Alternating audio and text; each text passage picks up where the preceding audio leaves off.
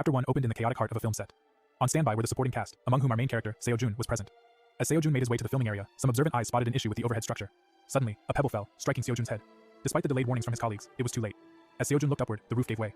Chunks of concrete and iron railing crashed down on him, resulting in grave injuries. As he began to lose consciousness, his final thought was a fervent wish. If rebirth were possible, he wanted to be a lead character, not an anonymous extra. Sometime later, in a residential apartment, a 7-month-old baby named Seo-jun was in his crib. His full name was Lee Seo-jun, and his doting parents, Lee Min-jun and Yoon-hae, were engaged in a playful interaction with him. As his father tried to imprint his own face in the baby's memory, Seo-jun's adorable smile brought joy to his parents' hearts. His mother, Yoon-hae, could not resist commenting on their son's irresistible charm, to which Min-jun nodded in hearty agreement. Eventually, tiredness overcame Seo-jun, and he fell asleep, looking even more endearing. Once his parents had settled him into sleep, Seo-jun drifted into an extraordinary world. This realm housed a library of his past lives' memories and abilities, encapsulated within books behind imposing doors. He could only access the knowledge within his current physical capacity. Seo-jun attempted to open a hefty black door, but to no avail. He realized that absorbing knowledge beyond his current capacity could prove destructive. A mental image of a slime creature overwhelmed by a book's knowledge and getting flattened popped into his mind. This led him to the conclusion that he must exercise caution and abandon his quest to open the black door. Consequently, the library transformed, presenting him with doors he could feasibly open. He found a small blue door, which led to his previous life's library as a slime creature. The same foolish entity he had imagined earlier was indeed his former self. He would normally open this door without hesitation, but his slow development as a human child was testing his patience. However, he noticed another door beside the blue one, a door he hadn't seen before. Seo-jun decided to explore it and discovered a single black book inside. To retrieve the book, he had to place his head inside the small door. In his eagerness, he accidentally bumped his head on the door, sparking a wave of annoyance. Nonetheless, he managed to secure the book and eagerly opened it. The book contained memories from his life as an extra, his dreams of becoming an actor, and the fierce determination he showed during this first life. Reflecting on these memories, Seo-jun realized he'd never lived as passionately as he had during that time. Seo-jun, with recollections of his past life intact, resolved to become an actor. But just being an actor wasn't enough, he aspired to be a superstar. Understanding the prerequisites of stardom, he started his journey from the very beginning, by consistently practicing elven breathing techniques to harmonize his body, which in turn made him excessively adorable. At that moment, he could only tap into the memories of his life as a slime. He recalled a time when he was a tiny, unsuspecting slime that wandered too close to a slumbering dragon. A casual yawn from the dragon was all it took to obliterate him. Reborn in his current form 3 days later, Seo-jun felt a surge of annoyance as he recalled the event. Distracting himself, he picked up 2 books, one about his slime life, and the other about his time as a flower fairy. A slime's power to change shape, melt into acid, and extend tentacles intrigued him. The extraordinary beauty of the fairy was equally captivating, but impractical as their life depended on the survival of their flower. Most of the books didn't pique Seo-jun's interest, but he found 2 useful abilities. One was Slime's Digestion, a low-grade ability that enabled the digestion of anything, converting it into essential nutrients for the body.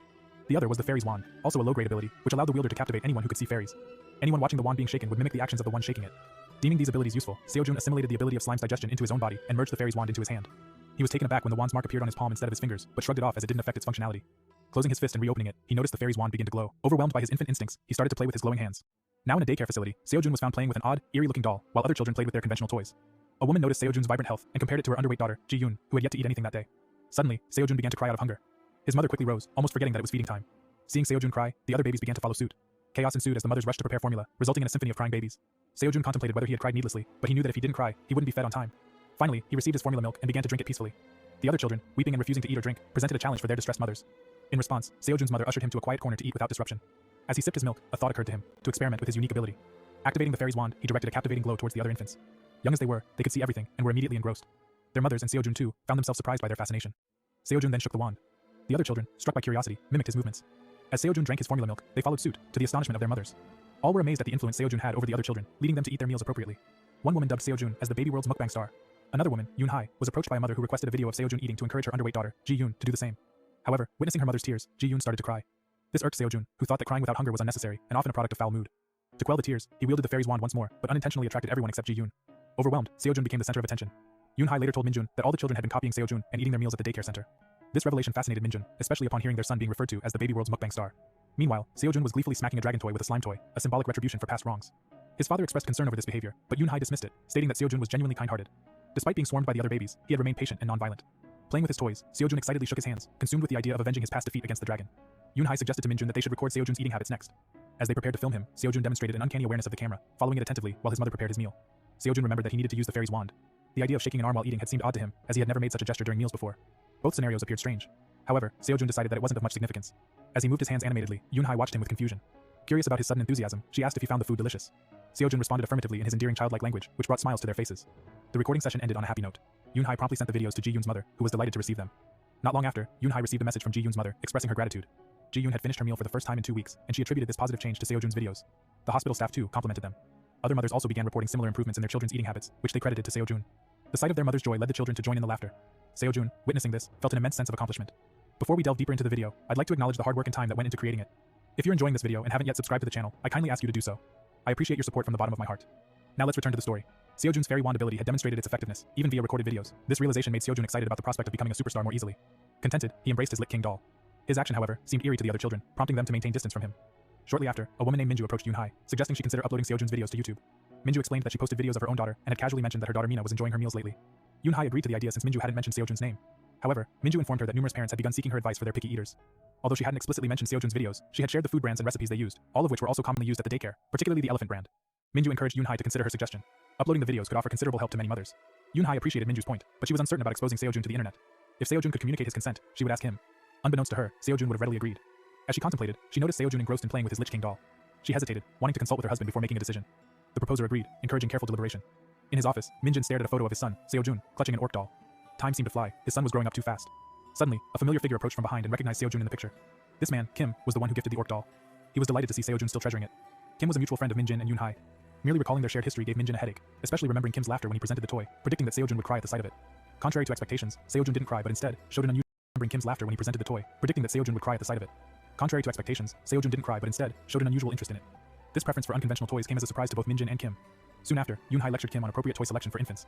But Kim held that Seo-jun indeed had unique tastes, to which Minjin reluctantly agreed, stating that the orc doll had now become indispensable. Minjin then began to share videos of Seo-jun eating, wondering why he flailed his arms during meals. Minjin assumed it was excitement, but Kim proposed an alternative explanation. He suggested that Seo-jun might be thrilled by the camera and was merely expressing that excitement. Minjin considered this perspective, finding it quite plausible. Later at home, Minjin and Seo-jun engaged in imaginative play. Assuming the role of the Lich King Edmund, Minjin wasn't surprised to discover that Kim was behind the script. Despite Minjin finding the dialogue embarrassing, Seo-jun was overjoyed. When Minjin reluctantly recited the lines without enthusiasm, Seo-jun disapproved, eliciting laughter from Yoon-hai. She noted that Seo-jun wanted more passion in his father's performance, but Minjin was less amused. Yoon-hai revealed that Seo-jun also enjoyed playing with Kim. However, Seo-jun started growing frustrated as his parents chatted, wanting his father's attention back on him. He voiced his displeasure, and Minjin quickly refocused on their play. Their game concluded with the Lich King's defeat. Despite being young, Seo-jun felt an instinctive thrill of victory and enjoyed the feeling of triumph. Yoon-hai then proposed sharing the video online, but voiced her concern about whether Seo-jun might disapprove when he got older. Minjun chuckled, brushing off his concerns as insignificant. It's just a video from his childhood, he said. By the time Seo-jun grows up, it'll be a long-forgotten memory. Yet Yoon-hai remained anxious. To assuage her worries, Minjun heard from he sang. Apparently, Seo-jun showed an intriguing penchant for being in front of a camera. He was typically calm during meals, but as soon as the camera came into play, he'd become thrilled, animatedly waving his arms about. Despite Minjun's reassurances, a lingering question haunted Yoon-hai. She recalled Minjun mentioning earlier that Seo-jun was critical of his own acting. This revelation led to an exciting speculation. Minjun proposed that their son could truly excel if he was aware of his performance flaws at such an early age. Yoon-hai, though skeptical that Seo-jun could comprehend such discussions, couldn't help but concur with Minjun's enthusiasm, agreeing that their son might be a prodigy. Feeling exhilarated, Minjun suggested they should consider encouraging Seo-jun's acting talents. Yoon-hai interpreted this as her husband's approval to share Seo-jun's videos on YouTube. With Minjun's encouragement, believing it could potentially aid other mothers, Yoon-hai decided to go ahead. She reached out to her friend Minju, declaring her plans to upload the video. Minju advised her to establish a dedicated channel, suggesting it feature bilingual video titles in both English and Korean. Initially, Minjun suggested that they simply name the channel Seo-jun in English, but they eventually settled on June. After uploading 2 videos, their lives took an unexpected turn. The video went viral globally within hours. Mothers around the world played it for their infants, leading to them eating their meals without a fuss. Amid this surprising development, a chorus of notification alerts filled their living room, leaving them bewildered. Minjun inquired about the sudden influx of messages, which even Seo-jun found excessive. Overwhelmed, Yoon-hai temporarily muted the notifications. Initially, she assumed it was just their acquaintances reaching out about Seo-jun. But her friend Minju urged her to check her YouTube channel because something extraordinary was unfolding there. The unexpected news temporarily quelled Seo-jun's hunger pangs. Seo-jun had awareness of YouTube from his previous life. He recognized its power to transform ordinary individuals into celebrities. As Minjun and Yoon-hai scrolled through the comments on their videos, they were stunned and somewhat apprehensive. The videos of Seo-jun eating had amassed over 1 million likes overnight. When Minju called, a dumbfounded Yoon-hai asked her how such a thing could have happened. Energized by the news, Minju shared that Seo-jun had become an instant internet sensation. However, Seo-jun's hunger was growing, and it was becoming difficult to keep it in check. As Minju told Yoon-hai to apply for YouTube monetization, her words were laced with hesitation. Unprepared for this sudden prospect, she handed the phone to her husband, who voiced his concern about possible prerequisites. He understood that monetizing YouTube content in a brief period was challenging. Yet, Minju reassured him it was entirely achievable. Seo-jun's channel had already surpassed the required subscriber count and watch time. He had managed to garner over 200,000 subscribers in a single night, a feat which left Yoon-hai speechless. The shock was mutual when she relayed the news to her husband. Amidst this, Seo-jun let out a loud cry that startled everyone. Minjun swiftly took him away, allowing Yoon-hai to continue her conversation with her friend in the kitchen. As Minjun prepared a bottle of formula for Seo-jun, she struggled to comprehend the night's events. Meanwhile, as Seo-jun contentedly sipped his milk, his father learned that Yoon-hai had initiated the process for monetization. Once approved, their videos would feature advertisements. Minjun, unfamiliar with the language used in the comments, sought Yoon-hai's assistance for translation. Being a Korean tutor for foreigners, Yoon-hai was able to decipher that parents were praising Seo-jun's video for encouraging their children to eat. Even notoriously picky eaters were reportedly starting meals without fuss. Meanwhile, Seo-jun, annoyed by his father's hold, playfully slapped his hand to command his attention. Amidst all this, Minjun also attended to the flurry of messages she had received, including one from Hee-sang. Yet the surprises didn't end there. News of Seo-jun's videos had spread to online news platforms, leaving the parents bewildered at how all this could transpire overnight. There were discussions around Seo-jun's video fostering good eating habits in children, although it appeared to affect only a particular age group. To further investigate, the parents conducted a survey to determine the maximum age at which the video was effective. It turned out that children up to 20 months old completed their meals when they watched Seo-jun's videos. Amazed by these results and their sudden collaborative effort, the parents were nonetheless puzzled by the age limit of 20 months. Seo-jun speculated it might be due to the lowest grade ability of the fairy's wand. The life library required a certain amount of mana to utilize any ability. Beyond the fairy's wand, there were numerous other abilities that could cause widespread imitation. However, given that Seo-jun could only access the blue door, he was unable to retrieve them. Furthermore, using such powerful abilities was challenging for his infant body. Seo-jun struggled with the weight of a milk bottle, dropping it clumsily. Luckily, Minjun was quick to catch it, chiding Seo-jun lightly that he should have let him know when he finished eating. Seo-jun replied with a string of baby babble, prompting Minjun to quip that that's how he should have signaled his meal's end. Yoon-hai, however, gently rebuked her husband, reminding him that their son was only 8 months old, and his expectations might be a tad high. Minjun, ever the proud father, staunchly believed in their son's extraordinary genius, fully convinced that Seo-jun understood every word he said. The young prodigy then started burping, much to his parents' amusement. Both Seo-jun and Yoon-hai jokingly remarked that every parent viewed their child as a genius, but Minjun stood firm in his belief that Seo-jun was a true prodigy. Elsewhere, a notification bell chimed. A new message reported that a previously contracted advertising personality had posted a YouTube video. In it, she claimed that babies were finishing their meals due to the influence of baby mukbang videos, not because of their promoted products. Exhausted and bewildered, Choi Hyun-jae, the head of the Elephant series planning team, read these messages with growing dread. Their YouTube influencer, known as Lala online and Mindu in real life, had been endorsing Elephant brand baby food, leading to a significant increase in sales. The products were selling out even in overseas delivery malls, prompting a production ramp-up to meet the overwhelming demand. But now, a sizable inventory was piling up in their